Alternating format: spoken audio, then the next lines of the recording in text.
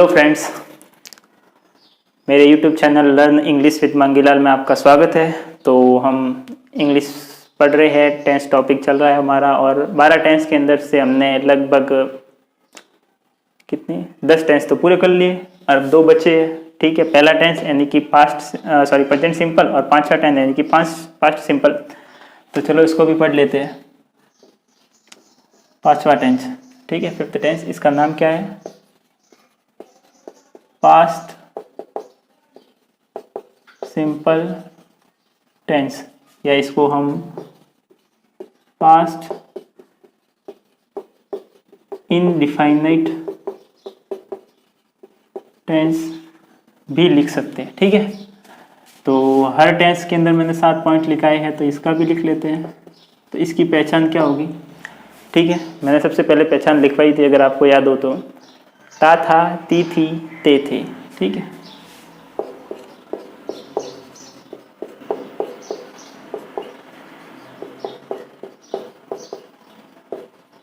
ठीक है। और अगर क्रिया मान लो जैसे कि है जाना, तो उसके लिए क्या होगा? गया, गई, गए। क्रिया है खाना, तो खाया, खाई, खाए। क्रिया है नाचना, नाचा, नाची, नाचे। क्रिया है भौंकना, भौंका, भौंकी, भौंके। और क्रिया है कूदना, तो कूदा, कूदी, कूदे। ठीक है, लिखना है तो लिखा, लिखी, लिखी। तो क्रिया आपको कौन सी भी दे, अगर इसी फॉर्म में, इसी स्ट्रक्चर में हो, ठीक है, तो भी ये वाक्य पांचवें टेंस का होगा वाक्य के अंत में। ठीक है, ऐसा स्ट्रक्चर आ जाए तो क्रिया रूप में। तो मैं सिर्फ क्रिया जाना के लिए ही लिख रहा हूं, गया, गई और गए। ठीक है, तो और इसके अंदर सेकंड पॉइंट,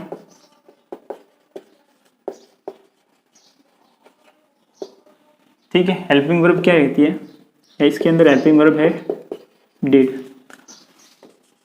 ठीक है, और इस टेंस के अंदर वर्ब, इस टेंस के अंदर एफर्मेटिव वाक्य जो होते हैं,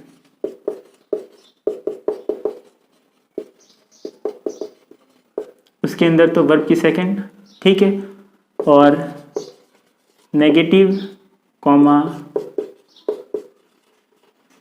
इंटेरोगेटिव कॉमा इंटेरोगेटिव नेगेटिव, ये हो इस।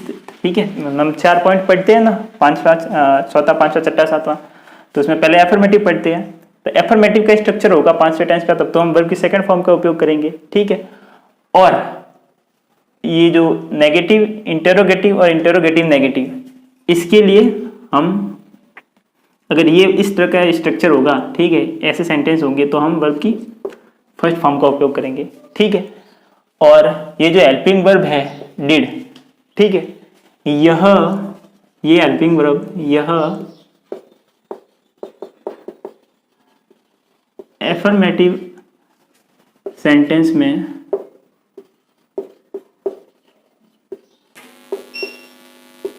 छुपी हुई रहती है। छुपी हुई कैसे रहती है? देखो, हमने जितने भी टेंस पढ़े, उसके अंदर एफर्मेटिव टेंस, मतलब इस सेंटेंस का स्ट्रक्चर क्या होता था? सब्जेक्ट, हेल्पिंग वर्ब, वर्ब और ऑब्जेक्ट। जैसे कि है Ram is going to Jaipur, ये स्ट्रक्चर होगा। ठीक है, तो इस टेंस का स्ट्रक्चर क्या होना चाहिए? मान लो कि राम जयपुर गया। ठीक है, वाक्य क्या है? राम जयपुर गया। ठीक है, तो इस हिसाब से अगर जो इतने पीछे वाले जितने भी टेंस हैं, उन सब में हमने ये स्ट्रक्चर फॉलो किया था, और अगर ये का ये स्ट्रक्चर इस टेंस के अंदर, पांचवें टेंस के अंदर फॉलो करें, तो क्या लिखा जाएगा? राम डिड, ठीक है, Ram helping verb did go और जयपुर, गो टू जयपुर। ठीक है, लेकिन ये क्या होता है? ये स्ट्रक्चर काम नहीं आता है, ये गलत है। ठीक है, जो मैंने ये कहा ना, जो हेल्पिंग वर्ब है डिड, वो यह एफर्मेटिव सेंटेंस में छुपी हुई रहती है। छुपी हुई रहती है मतलब वाक्य के अंदर मौजूद तो होती है, लेकिन दिखाई नहीं देती, छुप जाती है। कहाँ छुप जाती है? ये जो हेल्पिंग वर्ब है ये वर्ब के अंदर चुप जाती है, और इस वर्ब को, ये फर्स्ट फॉर्म है, इसके अंदर घुस जाती है, यानी कि इसके अंदर चुप जाती है और इसको वर्ब की सेकंड फॉर्म बना देती है। ये समझ लो, यानी कि राम वेंट टू जयपुर। ठीक है, तो कुल मिला के हम ये कह सकते हैं कि ये राम वेंट टू जयपुर के अंदर सब्जेक्ट, वर्ब की सेकंड फॉर्म और ऑब्जेक्ट है। तो वर्ब की सेकंड फॉर्म किन किन चीजों से मिलकर बनी है? डिड प्लस वर्ब की फर्स्ट फॉर्म। तो ये मैं साइड में लिखवा रहा हूं, ठीक है, कि वर्ब की सेकंड फॉर्म होती है अगर इसका हम संधि विच्छेद करें, ठीक है, इसको डिवाइड करें। ये मैं मेरे हिसाब से मैं एक्सप्लेन कर रहा हूँ, ठीक है, कहीं किसी बुक में नहीं लिखा हुआ, मैं इसको समझाने के लिए मैं मेरे हिसाब से कर रहा हूँ, ठीक है। फिर आप ऐसे तो नहीं, आप फिर क्लेम करने लग जाओ कि तू, किसी ने तो हेल्पिंग वर्ब नहीं छुपाई, किसी को ने तो नहीं घुसाई, तू कैसे घुसाने लग गया, ठीक है। तो ये नहीं, मैं सिर्फ आपको समझाने के लिए मेरे तरीके से बता रहा हूँ, ठीक है, कि जो वर्ब की सेकंड फॉर्म है, ठीक है, हम इस हिसाब से मान सकते हैं कि अगर स्ट्रक्चर ये होता, हर टेंस के अंदर हमने ये एफर्मेटिव में स्ट्रक्चर फॉलो किया है, लेकिन इस टेंस के अंदर, पांचवें टेंस के एफर्मेटिव स्ट्रक्चर के अंदर हम ये वाला स्ट्रक्चर फॉलो कर रहे हैं, ठीक है। तो राम की जगह तो राम ही लिख रहे हैं, ठीक है, टू जयपुर की जगह टू जयपुर ही लिख रहे हैं, लेकिन डिड और गो, इसकी जगह हम क्या लिख रहे हैं? वर्ब की सेकंड फॉर्म। लिखनी तो चाहिए did plus helping verb, did plus verb की फर्स्ट फॉर्म, लेकिन हम लिख क्या रहे हैं? वर्ब की सेकंड फॉर्म। तो कुल मिला के यही कर रहे हैं ना, कि इसकी जगह ये लिख रहे हैं। तो हम मान सकते हैं ना कि वर्ब की जो ये सेकंड फॉर्म थी, ये डिड प्लस वर्ब की फर्स्ट फॉर्म के बराबर हुई कि नहीं हुई? मान सकते हैं, ठीक है, कि वर्ब की सेकंड फॉर्म है, ये डिड प्लस वर्ब की फर्स्ट फॉर्म है। मतलब ये मान सकते हैं कि ये डिड है, ये इसके अंदर छुप गई या इसके अंदर घुस गई, ठीक है, या इसके साथ जुड़ गई, और इसको जुड़ने के बाद डिड इसके साथ जुड़ गया, तो ये वर्ब की सेकंड फॉर्म में कन्वर्ट हो गई, ये भी मान सकते हैं, ठीक है।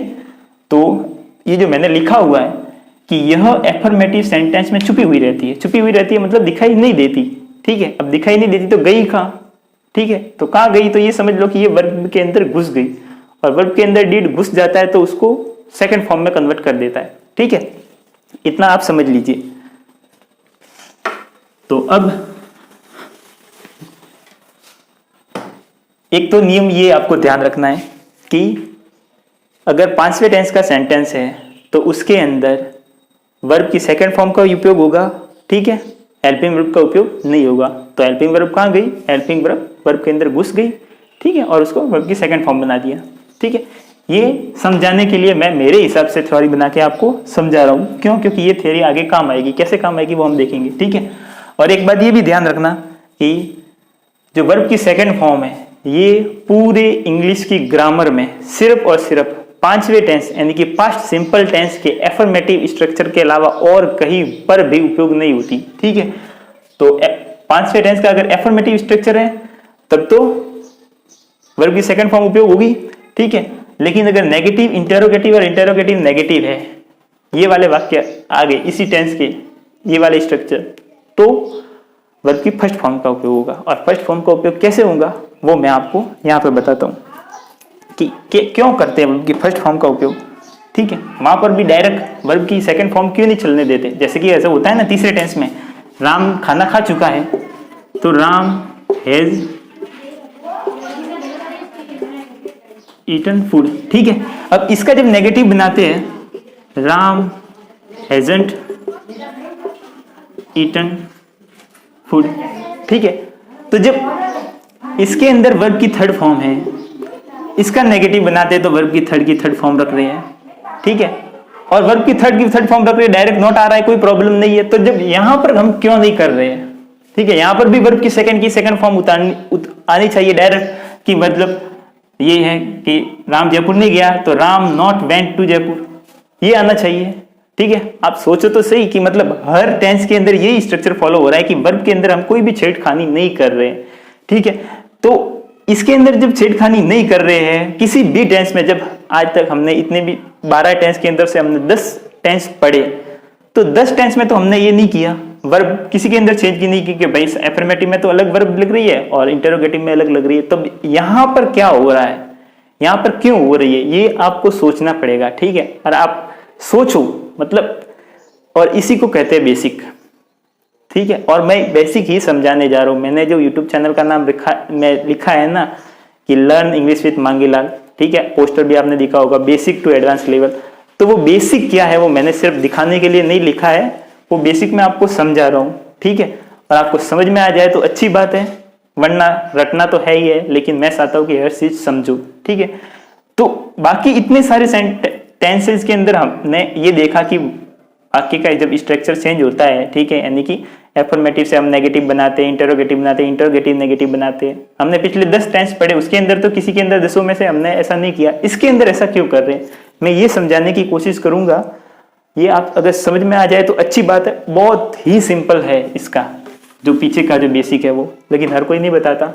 तो मैंने आपको बताया कि वर्ब की जो सेकंड फॉर्म है वो कुल मिला के डिड प्लस वर्ब की फर्स्ट फॉर्म के बराबर होती है। ठीक है, ये थ्योरी है, क्योंकि फर्स्ट फॉर्म ये जो एफर्मेटिव स्ट्रक्चर में डिड दिखता तो है नहीं, दिखता है नहीं तो कहाँ गया, ये वर्ब की फर्स्ट फॉर्म के अंदर घुस गया और उसको वर्ब की सेकंड फॉर्म बना दी। ठीक है, तो मान लो मैं एक वाक्य लिखता हूं, राम ने एक कहानी लिखी। ठीक है, अब इसी वाक्य को हमने एफर्मेटिव बनाया। ठीक है, तो सभी टेंसेस के अंदर एफर्मेटिव का स्ट्रक्चर क्या होता है, subject plus helping verb plus verb plus object. लेकिन इस टेंस के अंदर क्या है कि जो हेल्पिंग वर्ब और वर्ब है, इन दोनों में से जो हेल्पिंग वर्ब होती है वो दिखाई नहीं देगी, छुपी हुई रहेगी। किसके अंदर छुपी हुई रहेगी, वर्ब के अंदर ऑलरेडी छुपी हुई रहेगी। ठीक है, यानी कि जो हेल्पिंग वर्ब है इस टेंस की हेल्पिंग वर्ब, ठीक है, सॉरी वो रिक्शा आ गया था, मैंने सोचा पहुंच कर लेता हूं। ठीक है, बस जाने दो। तो ये इस टेंस की हेल्पिंग वर्ब है डिड, तो ये डिड कहाँ छुपी रहती है, वर्ब की फर्स्ट फॉर्म के अंदर घुस जाती है और उसको क्या कर देती है, वर्ब की सेकंड फॉर्म के अंदर कन्वर्ट कर देती है। ठीक है, तो इस टेंस के अंदर, स्पेशली इस टेंस का जब हम इस स्ट्रक्चर देखेंगे, ठीक है, कि पांचवें टेंस के एफर्मेटिव सेंटेंस का स्ट्रक्चर, तो क्या होगा, सब्जेक्ट प्लस वर्ब की सेकंड फॉर्म प्लस ऑब्जेक्ट। और हम ये मान सकते हैं कि वर्ब की सेकंड फॉर्म किससे किससे मिलकर बनी है, डिड प्लस वर्ब की फर्स्ट फॉर्म से। ये चीज का काम है कि वो मैं अभी बताऊंगा आपको। ठीक है, तो राम ने एक कहानी लिखी, तो क्या होगा, राम, ठीक है, राम रॉट अ स्टोरी, लिखा। इतना तो समझ में आ गया होगा आपको। ठीक है, अब लिखते हैं नेगेटिव का स्ट्रक्चर। ये पहला भी होता, ये पांचवा। ठीक है, अब नेगेटिव में मैंने आपको एक चीज बताया था कि नेगेटिव किसी भी स्ट्रक्चर को अगर नेगेटिव बनाना है तो हेल्पिंग वर्ब के बाद में नॉट लगाओ। ठीक है, तो यहां पर तो हेल्पिंग वर्ब है ही नहीं, तो हेल्पिंग वर्ब नहीं है तो क्या करेंगे, है, एक्चुअली है, लेकिन हमें दिखाई नहीं दे रही, वो छुपी हुई है किसके अंदर, वर्ब की सेकंड फॉर्म के अंदर। तो हमें नॉट लगाना है तो हेल्पिंग वर्ब चाहिए होगी, और हेल्पिंग वर्ब है कहां, इस वर्ब के अंदर छुपी हुई है, और छुपी हुई है तो हम इसको बाहर निकालेंगे। ठीक है, तो इस सेंटेंस का जब हम नेगेटिव स्ट्रक्चर लिखेंगे तो क्या होगा, सब्जेक्ट प्लस, इस सेंटेंस ये किससे किससे मिलकर बना है, डिड प्लस वर्ब की फर्स्ट फॉर्म। तो हमें तो नॉट लगाना है, और बिना डिड के हम नॉट लगा नहीं सकते, बिना हेल्पिंग वर्ब के नॉट आता नहीं है। ठीक है, तो हम क्या करेंगे, इसके अंदर से हेल्पिंग वर्ब है वो बाहर निकाल लेंगे, और इसके अंदर से हेल्पिंग वर्ब, मान दो कि मैं स्पेशली इसी टेंस के लिए लिखा रहा हूं कि मान लो इस टेंस की हेल्पिंग वर्ब है डिड। ठीक है, हमने बताया था कि इस टेंस ये किससे किससे मिलकर बना है, डिड प्लस वर्ब की फर्स्ट फॉर्म, और हमें नॉट लगाने के लिए डिड की आवश्यकता थी, हेल्पिंग वर्ब के बिना नॉट आ नहीं सकता था, और हेल्पिंग वर्ब की आवश्यकता थी तो इसके अंदर हेल्पिंग वर्ब पहले से छुपी हुई थी। ठीक है, उसको हमने बाहर निकाला, तो अब इस वर्ब की सेकंड फॉर्म के अंदर से हमने डिड बाहर निकाला, यानी कि ये रॉट है, ये किससे किससे मिलकर बना है, डिड प्लस वर्ब की फर्स्ट फॉर्म, यानी कि राइट से मिलकर बना है, रॉट, इस हिसाब से देखे तो। ठीक है, तो इसके अंदर से हमने डिड निकाल लिया बाहर, क्योंकि हमें नॉट लगाना था, तो हमने सब्जेक्ट प्लस डिड प्लस लिखा है नॉट। ठीक है, subject plus did plus not लिखा, तो फिर पीछे बचा क्या वर्ब की, इसके अंदर से डिड तो हमने बाहर निकाल लिया, तो पीछे बचा वर्ब की फर्स्ट फॉर्म, ठीक है, और फिर रहा ऑब्जेक्ट। तो अब तो आपको समझ में आ गया होगा कि ये जो डिड है वो एफर्मेटिव में तो छुपा हुआ रहता है, ठीक है, क्योंकि हमें कहीं पर भी एफर्मेटिव में मतलब डिड की जरूरत पड़ती नहीं, ठीक है, लेकिन हमें नेगेटिव बनाने के लिए नॉट लगाना था, और नॉट लगाने के लिए हेल्पिंग वर्ब चाहिए थी, और इस टेक्स्ट की हेल्पिंग वर्ब डिड थी, तो ये डिड हमने वर्ब के अंदर से खींच के बाहर निकाला, तो इस सेंटेंस के अंदर से मतलब इस वर्ब की सेकंड फॉर्म के अंदर से डिड बाहर निकाला, तो पीछे कौन सी फॉर्म रही वर्ब की, फर्स्ट फॉर्म ही रही, ठीक है। मान लो इसके अंदर से नॉट मैं हटा देता हूं, ठीक है, अगर मान लो इस वाक्य के अंदर से मैं नॉट हटा देता हूं, यानी कि इस वाक्य के नेगेटिव में से हटा देता हूं नॉट, तो ये वापस एफर्मेटिव बन जाएगा, और नॉट हटाते ही ये जो डिड है वो वापस इसके अंदर घुस जाएगी, ठीक है, और वापस इसको रॉट कर देगी, ठीक है। तो हम ऐसे लिखेंगे कि Ram did not write a story, ठीक है।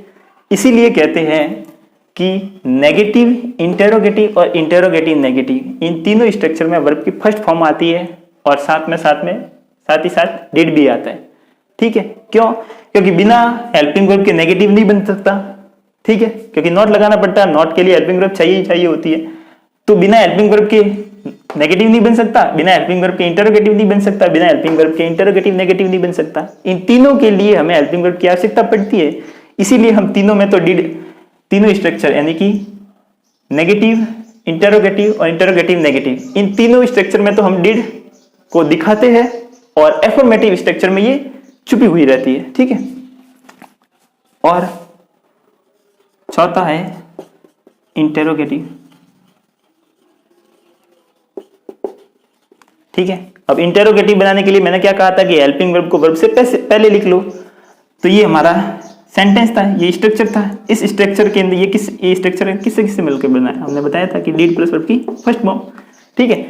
तो हमें इंटेरोगेटिव बनाना है तो हेल्पिंग वर्ब को पहले लिख लेंगे, तो अगर मान लो कि इस टेंस के लिए, ठीक है, इस टेंस के लिए मान लो कि हमने हेल्पिंग वर्ब को पहले लिखा, यानी कि डिड को पहले लिख दिया, ठीक है, और डिड को पहले लिख दिया, तो पीछे क्या बचा, सिर्फ सब्जेक्ट, और इसके अंदर से डिड निकल गया, तो पीछे क्या रहा, वर्ब की फर्स्ट फॉर्म और फिर ऑब्जेक्ट, ठीक है। अब तो अगर इसको लिखेंगे तो क्या होगा, did Ram write a story, ठीक है। और एक और चीज, क्वेश्चन मार्क, ये गलती तो कभी मत करना कि क्वेश्चन मार्क नहीं लगाओ, वरना वाक्य पूरा गलत हो जाएगा, ठीक है। ये आपको समझ में आ गया। और नेगेटिव, इंटरोगेटिव नेगेटिव, सातवां स्ट्रक्चर,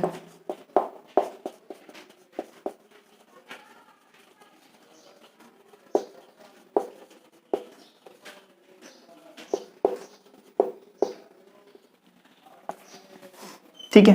तो हमें फिर इसी पर आओ, ठीक है। हमें वाक्य को इंटरोगेटिव बनाना था, तो पहले हम डिड को आगे लेंगे, ठीक है। तो डिड प्लस सब्जेक्ट लिखा, तो ये बन गया इंटरोगेटिव। अब नॉट लगा लो, तो ये बन गया नेगेटिव, और जब डिड आगे आ गया तो पीछे क्या रहा, वर्ब की फर्स्ट फॉर्म प्लस ऑब्जेक्ट, ठीक है। ये आपको समझ में आ गया, ठीक है। और इसको ऐसे भी लिख सकते हैं, नॉट को पहले भी लिख सकते हैं, डिड और नॉट, ठीक है। तो डिड और नॉट, जब नॉट यहाँ पे हम लिखेंगे तो ये डिडेंट हो जाएगा, didn't plus subject plus verb की फर्स्ट फॉर्म प्लस ऑब्जेक्ट, ठीक है। तो ये आपको समझ में आ गया। तो इसकी जब हम, इस वाक्य को जब हम लिखेंगे, देखो इसका मैं बता देता हिंदी में, राम ने एक कहानी लिखी, इसका नकारात्मक क्या होगा, राम ने एक कहानी नहीं लिखी, इसका प्रश्नवाचक क्या होगा, इंटरोगेटिव, क्या राम ने एक कहानी लिखी, और इंटरोगेटिव नेगेटिव क्या होगा, क्या राम ने एक कहानी नहीं लिखी, ठीक है। तो हिंदी में भी बोल दिया किसी को लिखना हो तो, डिडंट, ठीक है। तो इसके दोनों स्ट्रक्चर से हम बनाएंगे, ठीक है। तो क्या होगा, did Ram write a story, या हम ऐसे भी लिख सकते हैं, सॉरी क्या कहते हैं, नॉट तो मैंने लिखा भी नहीं, did Ram not write a story, या didn't Ram write a story. ठीक है, जो आपको अच्छा लगे वो पसंद करे, वो याद करना, लेकिन लिखना तो दोनों ही है। ठीक है, और इसी को नोट्स बोलते हैं। तो ये था स्ट्रक्चर और ये पूरी कहानी कि ये जो पांचवें टेंस के अंदर ये दो ही नियम है जिसकी वजह से बच्चे बहुत ज्यादा कंफ्यूज होते हैं। ठीक है, आप भी ना कंफ्यूज हो। ठीक है, रूल मैं आपको रूल आपको बता दिए, दोनों ही रूल, कि डिड जो है ये एफर्मेटिव स्ट्रक्चर में छुपी हुई रहती है, यानी कि अगर हम पांचवें टेंस का एफर्मेटिव स्ट्रक्चर बनाएंगे तो डिड कभी नहीं लिखेंगे। ठीक है, ये नियम है। और ये भी नियम है कि अगर वर्ब है तो एफर्मेटिव स्ट्रक्चर होगा तो वर्ब की सेकंड फॉर्म यूज करेंगे। नेगेटिव इंटरोगेटिव और इंटरोगेटिव नेगेटिव स्ट्रक्चर होगा तो हम वर्ब की एफर्मेटिव में सेकंड फॉर्म यूज करेंगे, और नेगेटिव इंटरोगेटिव और इंटरोगेटिव नेगेटिव में वर्ब की फर्स्ट फॉर्म यूज करेंगे यदि पांचवा टेंस है तो। ठीक है, तो ये तो नियम थे। अब इस नियम के पीछे का बेसिक, क्योंकि ये नियम बने कहां से, ठीक है, इसके पीछे का बेसिक ये है। ठीक है, कि और ये का ये बेसिक लगने वाला है पहले टेंस में, क्योंकि पहले टेंस में भी आपने देखा होगा कि किसी के मतलब पहले टेंस में हेल्पिंग वर्ब हम एफर्मेटिव में यूज नहीं करते। एफर्मेटिव सेंटेंस में हम पहले अगर सिंपल प्रेजेंट टेंस का वाक्य है, simple present present simple tense का, ठीक है, तो हम डू डज इस्तेमाल करते ही नहीं है। ठीक है, डायरेक्टली लिखते हैं। तो ये था बेसिक। ठीक है, और इसे ही बेसिक कहते हैं। तो मुझे लगता है कि मैंने पूरी कोशिश की थी इसके पीछे की ये चीज समझने की कि आखिर है क्या, क्यों लगता है वर्ब की सेकंड फॉर्म। ठीक है, नियम बता देते हैं, सभी नियम बनते कहाँ से वो बताना मेरा काम है। ठीक है, और ऐसे ये नियम पता नहीं चले, बहुत बेजामारी करनी पड़ती है, तो मैंने कर ली, और तो आपको नहीं करनी पड़े तो इसीलिए तो मैं समझा रहा हूँ। ठीक है, लेकिन थोड़ी बहुत तो मुझे भी माथा खपच्ची करनी पड़ी आपको इतना समझाने के लिए। तो मैं आशा करता हूँ कि आपको समझ में आया होगा। ठीक है, तो बेसिक जब पता होता है ना अच्छे से, तो इंग्लिश आसान लगने लगती है। ठीक है, और फिर आसान लगने लगती है तो फिर नियम जो होते हैं वो याद नहीं करने पड़ते। और हमें पता है, हमें के मान लो नेगेटिव बनाना है, बस सिर्फ ये इतना सा याद है कि वर्ब की second form did plus verb की फर्स्ट फॉर्म के बराबर मानी जाती है। ठीक है, ये इसका बेसिक है। ठीक है, तो हमें अगर नेगेटिव लगाना है तो वर्ब की सेकंड फॉर्म के अंदर से डिड निकाल दो, नॉट लगा दो, तो पीछे क्या बचा वर्ब की फर्स्ट फॉर्म। इंटरोगेटिव बनाना है तो डिड निकाल के आगे रख दो। ठीक है, तो पीछे वर्ब की बनी फर्स्ट फॉर्म। ठीक है, तो ऐसे बनते स्ट्रक्चर। मैं साइड में हो जाता हूँ, आपको लिख लीजिए, अगर समय बचा होगा तो हम इसके आगे का थोड़ा और पढ़ लेंगे। ठीक है, तो लिखिए, आप स्क्रीनशॉट वगैरह लेना हो तो ले लीजिए।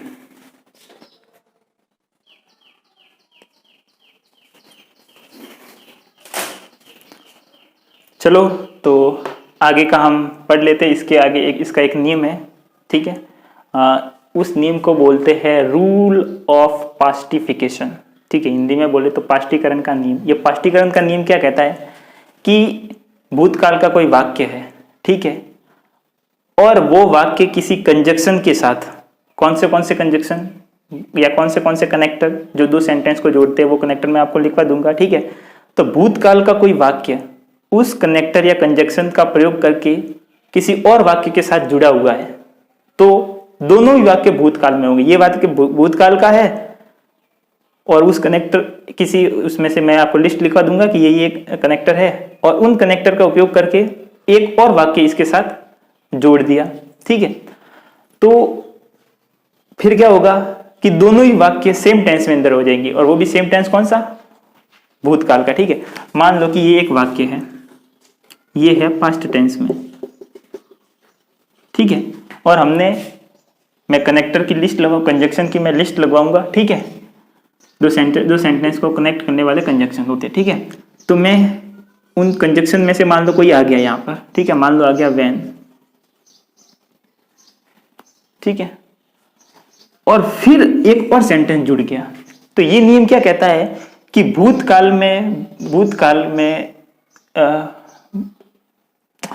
भूतकाल के किसी भूतकाल टेंस वाले किसी वाक्य को किसी स्पेसिफिक कंजक्शन होते हैं, उन कंजक्शन के साथ जोड़ के किसी और वाक्य को भी उसके साथ जोड़ा जाता है। ठीक है, तो ये वाला जो वाक्य होगा, ये वाला, ये भी पास्ट सिंपल टेंस में आ जाएगा, या ये भी ज़्यादातर तो पास्ट सिंपल में ही आता है 99%। तो कुछ एक अपवादिक स्वरूप केस होते हैं तो उसमें पास्ट कंटिन्यू या जो भी सही बैठता है वाक्य के हिसाब से उसके अंदर आ जाता है। ठीक है, मतलब कुल मिला के ये बात की, अगर एक वाक्य पास्ट में है, इसके साथ कोई कंजक्शन है और कंजक्शन से कोई दूसरा वाक्य और आके जुड़ गया तो वो वाक्य भी पास्ट टेंस में होगा।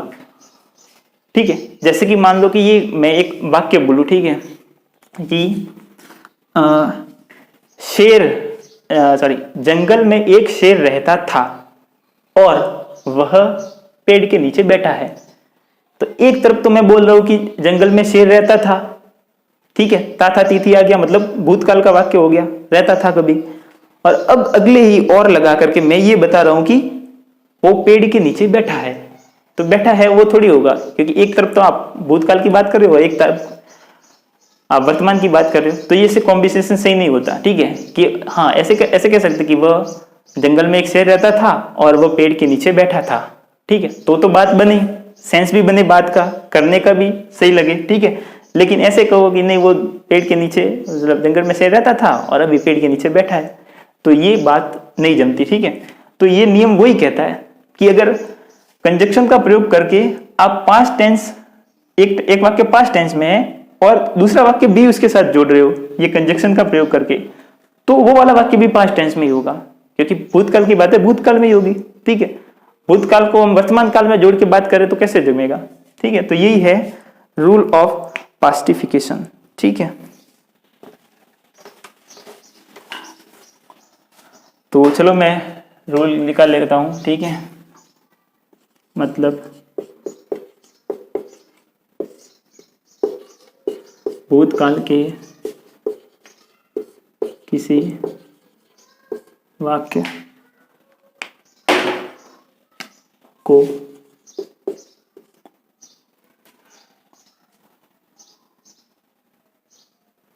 क्या मैंने कहा था,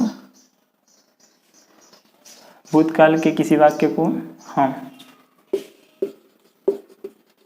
किसी अन्य टेंस के वाक्य के साथ कंजंक्शन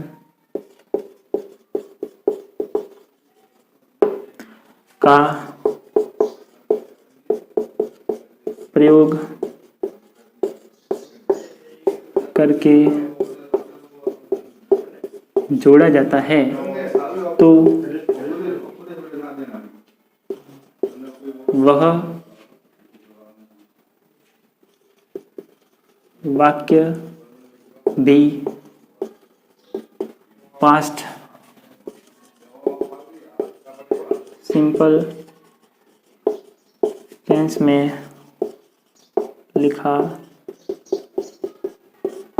जाएगा। ठीक है,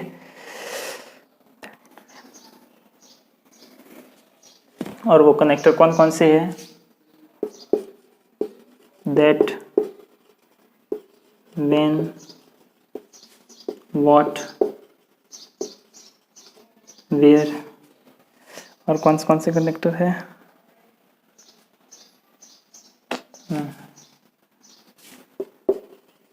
why, if और whether।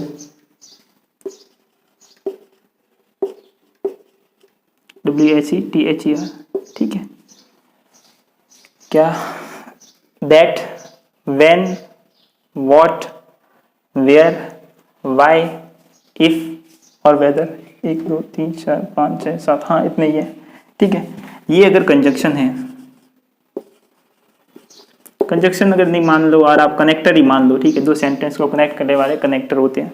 ठीक है, तो ये जो कंजक्शन है, ये पास्टिफिकेशन रूल क्या कहता है कि अगर इन शब्दों का प्रयोग करके, इन कंजक्शन का प्रयोग करके दो सेंटेंस को जोड़ रहे हैं, ठीक है, एक तो ऑलरेडी पास्ट में है ही है, ठीक है, और इनमें से कंजक्शन लगा करके, ये वाले कंजक्शन लगाकर एक दूसरा वाक्य और इसके साथ जोड़ रहे हो, ठीक है, और एक पूरा वाक्य बना रहे हो, तो ये वाला जो वाक्य होगा, ठीक है, वो भी पास्ट टेंस के अंदर होगा, पास्ट सिंपल टेंस का। ठीक है, ये है रूल ऑफ पास्टिफिकेशन, यानी कि पास्टीकरण का नियम, और इसके ऊपर बहुत सारे एरर बनते हैं, बहुत अच्छे एरर बनते हैं। ठीक है, और टेंस के अंदर देखो ना तो ये वाला तो बहुत ज़्यादा इंपॉर्टेंट रूल है, तो मैं लिख लेता हूँ रूल ऑफ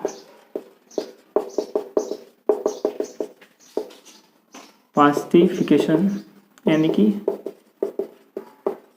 पास्टिकरण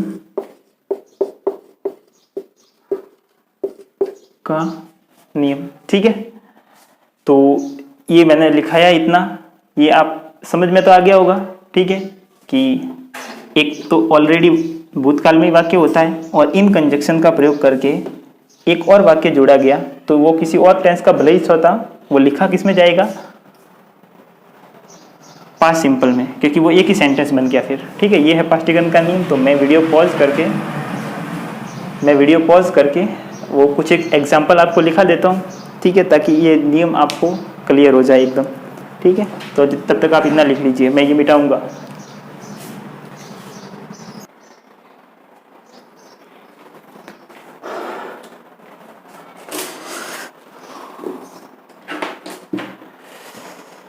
ठीक है, तो मैंने जो आपको नियम पढ़ाया था, ये रूल ऑफ पास्टिफिकेशन, ठीक है, उस रूल के लिए मैंने कुछ यहाँ एग्जाम्पल लिखे हैं ताकि वो रूल आपको अच्छे से समझ में आ जाए। ठीक है, तो चलो देखते हैं। आप, मैं साइड में हो जाता हूँ, एक बार देखो कि ये जो वाक्य लिखे हैं मैंने, इसमें से एरर किस में है। ठीक है, एरर क्या है, और आप सही करके एक बार खुद सोच के लिखो। ठीक है, रफ में कि हाँ नहीं, ये नियम पढ़ाया था, रूल पढ़ाया था, और इस रूल के हिसाब से यहाँ पे ये टेंस नहीं, ये होना चाहिए, ये नहीं और ये होना चाहिए, ये नहीं और ये, मतलब ऐसे ऐसे होना चाहिए। ठीक है, आप एक बार रफ में लिखो, फिर मैं बताता हूँ, फिर उसे क्रॉस चेक करो। ठीक है, कि आपके कितने सही होते हैं, मैं पढ़ा रहा हूँ उसमें से आपको कितना समझ में आ रहा है। ठीक है, तो मैं साइड में हो जाता हूँ, एक बार आप इतने जितने भी है ये सारे एक बार रफ में करने की कोशिश कीजिए। ठीक है, तो ठीक है, अब मैं पढ़ाता हूँ, देखो। ही सेड, उसने कहा, दैट, कि, ही विल कॉल मी, कि वह मुझे कॉल करेगा। ठीक है, तो यहाँ पर ये क्या है, भूतकाल में ये कंजक्शन क्या है। ठीक है, ये कंजक्शन है, और इस कंजक्शन के साथ दूसरा और वाक्य जुड़ा हुआ है, लेकिन वो अलग टेंस में, और हमने रूल ऑफ पास्टिफिकेशन के हिसाब से देखे। ठीक है, रूल ऑफ पास्टिफिकेशन का, ये भी इंग्लिश का ही रूल है। ठीक है, इसको सिर्फ नाम दिया गया है, इंग्लिश ग्रामर का एक रूल है, इसको नाम दिया गया है। ठीक है, तो ये पास्ट टेंस में है वाक्य, इस कंजक्शन से जुड़ा हुआ है, जिसमें जो कंजक्शन मैंने आपको लिखवाए थे। तो ये वाला वाक्य किस में होना चाहिए, ये भी पास्ट में होना चाहिए। तो पास्ट में क्या है, ही पास्ट में आ नहीं सकता। ठीक है, विल कॉल है, तो कॉल पास्ट में आ नहीं सकता। ये जो पूरा टेंस है, ये है नम्मा टेंस, तो इसको किस में चेंज करेंगे हम, पांचवें टेंस में। ठीक है, तो क्या होगा, he said that he would, WOULD, he would call मी, उसने कहा कि वो मुझे कॉल करेगा। हिंदी में यही अर्थ निकलेगा, लेकिन इंग्लिश में इसको ऐसे लिखेंगे। ठीक है, he thought that he has won the prize, उसने सोचा कि वो पुरस्कार जीत चुका है। ठीक है, लेकिन ये नहीं होगा, ये पास्ट में है, कंजक्शन दैट है, तो ये वाला वाक्य भी पास्ट में आएगा। ठीक है, तो ये तीसरा टेंस है, तो इसको पास्ट में लेंगे। मैंने आपको बताया था कि 99% तो पांचवें टेंस में लिखा जाएगा, लेकिन कुछ कुछ वाक्य कैसे सेट बैठ रहा है उसके हिसाब से दूसरे टेंस में भी आ सकता है। ठीक है, तो ये किस में जाएगा, ये तीसरे में ना जाके ये सातवें में जाएगा। कैसे, ही thought that he had won the prize। अब I am taking rest when he came to my home, यानी कि मैं क्या कर रहा था, रेस्ट कर रहा था जब वो मेरे घर आया। ठीक है, तो ये तो पास्ट में सही है, when भी सही है, लेकिन I am taking rest नहीं आएगा, I was taking rest, मैं रेस्ट ले रहा था। ठीक है, छठे टेंस में जाएगा, I was taking rest when he came to my home। ठीक है, he accepted that he is guilty on that matter। अब कहते हैं ना कि तुम इस मैटर के लिए, इस मामले में दोषी पाए गए। ठीक है, तो यू आर गिल्टी, तुम दोषी हो इस मामले में, ऑन दैट मैटर, ठीक है। तो इसमें क्या है कि उसने एक्सेप्ट किया कि हाँ मैं इस मामले में मेरा दोष है, मेरा कसूर है, मैं दोषी हूँ, ठीक है। तो ही एक्सेप्टेड, ये तो पास्ट में सही है, कंजक्शन दैट आ गया, तो ये वाला वाक्य भी किस में आना चाहिए, पास्ट में, ठीक है। यानी कि तो इसका हिंदी में कैसे अर्थ निकलेगा कि हाँ उसने एक्सेप्ट किया, हाँ उसने एक्सेप्ट किया कि वह गिल्टी था, उसने एक्सेप्ट किया कि हाँ मैं दोषी था, ठीक है। तो ये है नहीं आएगा, दोषी था ऐसे आएगा। तो he accepted that he was guilty, GUILTY। Guilty का मतलब होता है दोषी या कसूरवार, हाँ भाई कि मैं दोषी हूँ, ठीक है, मैं कसूरवार हूँ, अपराधी हूँ, ठीक है। He was guilty on that matter, इसके अंदर तो कोई ऐसा बात, प्राइज यानी पुरस्कार, ठीक है। आई न्यू यानी कि मैं जानता था, क्या जानता था, दैट ही कैन हार्म मी, कि वो मुझको नुकसान पहुंचा सकता है। हार्म करना यानी कि किसी को नुकसान पहुंचाना, नुकसान पहुंचाना किसी को भी, ठीक है। तो अब ये वाला पास्ट में वाक्य है, कंजक्शन दैट है, तो ये वाला वाक्य भी पास्ट में जाएगा, ठीक है। तो कैन है तो कैन का कोड हो जाएगा, ठीक है। आई न्यू यानी कि मैं जानता था, नो की सेकंड फॉर्म है न्यू, जानना, ठीक है। दैट ही कुड हार्म मी, मैं ये जानता था कि वो मुझे नुकसान पहुंचा सकता है। बोलेंगे तो वैसे ही बोलेंगे, लिखने के लिए ये है। मैं इंग्लिश पढ़ा रहा हूँ तो ग्रामर में क्या कर रहा हूँ कि लिखते कैसे, हिंदी है, हिंदी तो मैं सिखाऊंगा नहीं, ठीक है, और हिंदी मुझे सिखानी भी नहीं, हिंदी तो आपको आती है, तो मैं इंग्लिश सिखा रहा हूँ तो इंग्लिश में लिखते कैसे ये जरूरी है, बाकी को बोलेंगे तो वैसे ही, ठीक है, जैसा था। इंडिया प्रूव्ड, ये वाक्य है, ठीक है, इसका ए पार्ट, ये बी पार्ट, ये सी पार्ट, ये डी पार्ट, और अगर कोई भी एरर नहीं हो तो ई पार्ट, ठीक है। तो आप कमेंट सेक्शन में अभी लिख के बताओ कि इसमें से कौन से वाक्य के अंदर एरर है, और अगर एरर नहीं है तो फिर ऑप्शन में लिखना ई, ठीक है, कि इस सेंटेंस के अंदर कोई एरर नहीं है, ई इसका ऑप्शन है। और सरप्राइजिंगली ए, बी, सी और डी, इसके अंदर कौन से पार्ट में एरर है इन तीनों में से, और अगर कोई एरर नहीं है तो आंसर डी होगा, ठीक है। तो लास्ट में 2 है, ये आप कमेंट सेक्शन में बताओ, ठीक है, कि कौन सा किसके अंदर एरर है, और नहीं हो तो फिर बोलना कि नो एरर दोनों में, ठीक है। लेकिन मैं, ठीक है, तो मैं बता देता हूँ, आपने क्या सोचा, आपने क्या पाया, ठीक है, मैं साइड में हो जाता हूँ, वो बताइए, ठीक है। तो देखो, इंडिया प्रूव्ड यानी कि इंडिया ने साबित किया, क्या, इट्स पावर यस्टरडे यानी कि कल इंडिया ने अपनी ताकत को साबित किया, और कैसे साबित किया, व्हेन यानी जब, it launches a new satellite into orbit यानी कि उसने, इंडिया ने अपनी जो ताकत थी उसको साबित किया दुनिया के सामने, कैसे किया कि अपनी जो सैटेलाइट थी वो कक्षा में लॉन्च करके दिखाई पूरी दुनिया को, तो सबके सामने प्रूव हो गया कि नहीं भारत बहुत ही शक्तिशाली देश है, ठीक है। तो लॉन्च की, ठीक है, तो ये जब भूतकाल में है, यस्टरडे साफ साफ दिख रहा है, ये वाला भूतकाल में, और कंजक्शन व्हेन आ रहा है तो ये वाला भी भूतकाल में होगा, ठीक है। तो यहाँ पर गड़बड़ क्या है, ये लॉन्चेज नहीं आएगा, ये आएगा लॉन्च्ड, ठीक है, यानी कि जो ये वाला है ये क्या है, ये गलत है, राइट क्या है, लॉन्च्ड, LAUNCHED, लॉन्च्ड, ये सही है, ठीक है। तो इसमें डी पार्ट में एरर है। सरप्राइजिंगली यानी कि सरप्राइज के साथ अचानक से, आई फाउंड यानी कि मैंने पाया, दैट की ही वॉज लेम कि वो क्या था, लंगड़ा था, लेम का मतलब होता है लंगड़ा, ठीक है। कोई आदमी बैठा है, आपने सोचा कि ऐसे ही बैठा है, ठीक है, लेकिन आपको अचानक से पता चला यार ये तो लंगड़ा है, ठीक है, ये तो चल नहीं सकता इसके पैर में, ठीक है।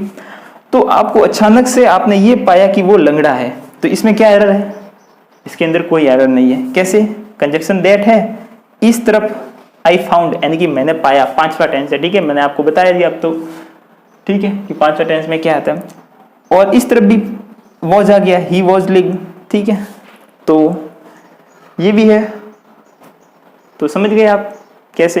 तो ये जब है वॉज वर आ गया मतलब या पास्ट का ही, अब पास्ट में कौन सा भी आ सकता है, ठीक है, 5वां 6वां 7वां 8वां वो जरूरी नहीं है, मैंने कहा था कि 99% तो 5 ही आएगा, लेकिन दूसरे भी आ सकते हैं, ठीक है। तो ये पास्ट में, ये भी पास्ट में, तो इसका ऑप्शन होगा ये, नो एरर।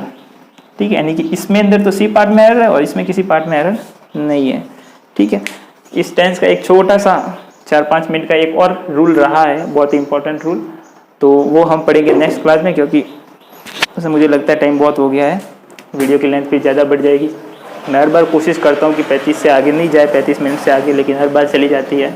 अब क्या करूँ, क्योंकि जब पढ़ा रहा हूँ तो फिर उस रूल को साथ में ही पढ़ाना पड़ता है, उसके एग्जाम्पल भी साथ में ही देने पड़ते हैं, नहीं तो फिर क्या है कि मतलब आप, मैंने कहा है कि 2 वीडियो आप साथ में पढ़ना, और 2 वीडियो साथ में पढ़ रहे हो तो कम से कम जो 3 वीडियो पढ़ने का भी मना बोल रहा हूँ, और फिर मान लो कि दूसरी वीडियो में वो नियम आधा पढ़ाओ, तो फिर तीसरे वीडियो में फिर वो रूल 2 पार्ट में हो जाएगा, और फिर वो दूसरे दिन आप पढ़ोगे तो आधा नियम आज पढ़ा, फिर दूसरा नियम आज, फिर तो सही नहीं रहता है। ठीक है, तो ठीक है, मैंने कैसा पढ़ा ये पहले मैं साइड में हो जाता हूँ, आप इसको लिख लो पॉज करके। ठीक है, तो थैंक्स फॉर वॉचिंग, और बताना कि आपको मेरा पढ़ाना कैसा लगता है। ठीक है, कमेंट सेक्शन इसीलिए होता है, उसमें बताया करिए आप कि कैसे होता है, मतलब कैसा पढ़ा रहा हूँ मैं, आपको कैसा लग रहा है। ठीक है, और आप शेयर वेयर करते हो कि नहीं वो भी बता सकते हो। लाइक तो करना ही है, फ्री में मत देखो, इतना तो कर लो, लाइक शेयर कर लो और कमेंट कर लो, इतना काफ़ी है। ठीक है, और मैं आपसे कोई पैसे मांग नहीं रहा हूँ और मुझे पैसे चाहिए भी नहीं। ठीक है, यूट्यूब से मिलेंगे तो ठीक है, नहीं तो कोई बात नहीं।